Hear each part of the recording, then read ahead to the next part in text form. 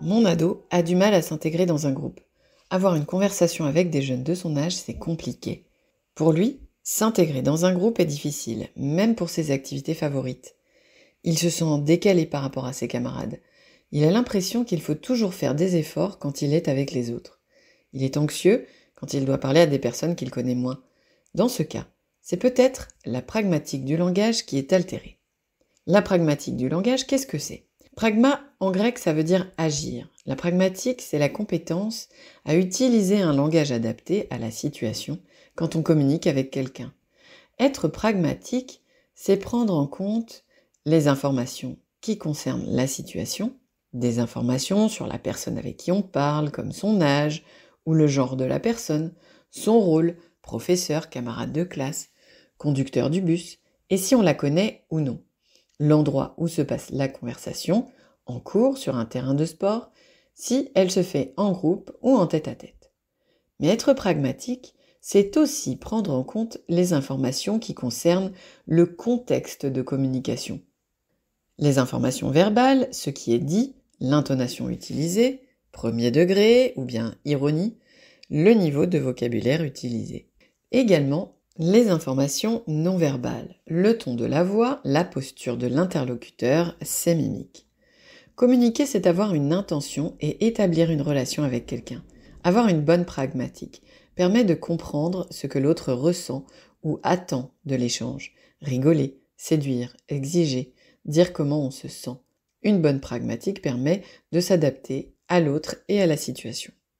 La pragmatique est une compétence très élaborée et indispensable à l'inclusion sociale. Elle est utile dans tous les contextes, même dans le contexte scolaire. Elle se développe très tôt, bien avant de rentrer à la maternelle. Elle finit de se développer à la fin de l'adolescence. La pragmatique à chaque âge. Selon les âges, les attentes sont différentes. À l'école primaire, la pragmatique s'exerce avec les copains dans le jeu, mais dès le collège, les habiletés pragmatiques s'entraînent en situation de conversation. La conversation comporte des règles expliquées, comme ne pas couper la parole, et des règles implicites, savoir répondre vite, utiliser des vannes ou le sarcasme. Il faut également utiliser les tours de parole pour que chacun ait pu exprimer ce qu'il veut. Les compétences de langage. Dès l'adolescence, la conversation s'appuie sur des compétences de langage élaborées.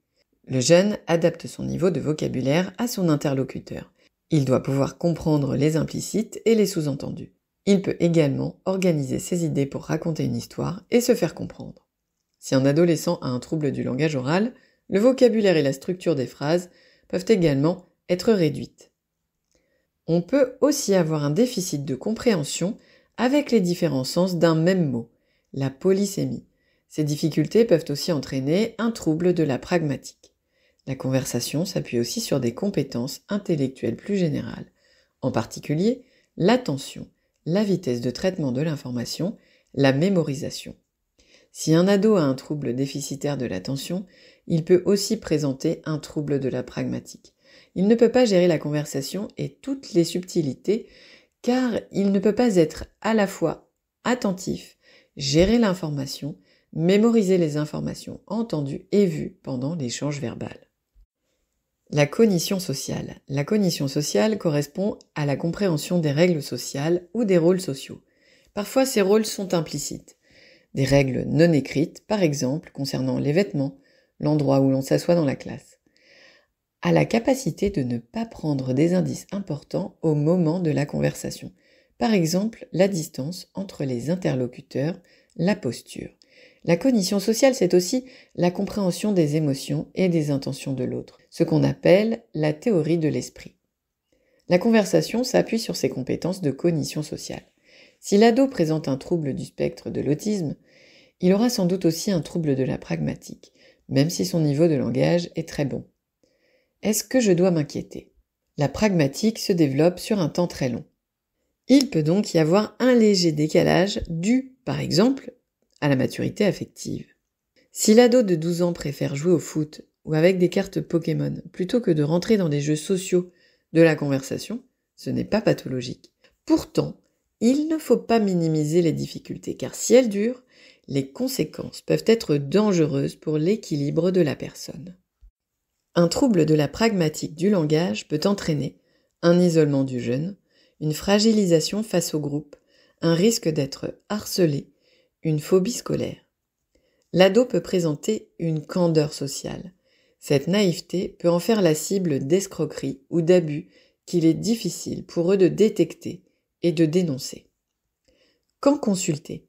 Si les aptitudes en conversation semblent mauvaises avec ses camarades, alors qu'elles sont normales avec des adultes, ou si l'ado a du mal à faire valoir sa personnalité dans un groupe de copains, s'il commence à refuser les relations sociales, ou si vous vous rendez compte qu'il se fait souvent avoir, alors il devient nécessaire de consulter. Qui consulter pour améliorer la pragmatique? L'orthophoniste est le professionnel de santé expert dans le langage et la communication. Il va réaliser un bilan du langage oral et de la pragmatique du langage pour vérifier si l'ado ne présente pas un trouble du neurodéveloppement qui pourrait entraîner un trouble de la pragmatique. Comment travailler la pragmatique à la maison? En famille, il est important avant tout d'indiquer à l'ado toutes les fois où il se comporte de manière adaptée. Par exemple, c'est très gentil d'avoir consolé ta copine d'avoir perdu son chat.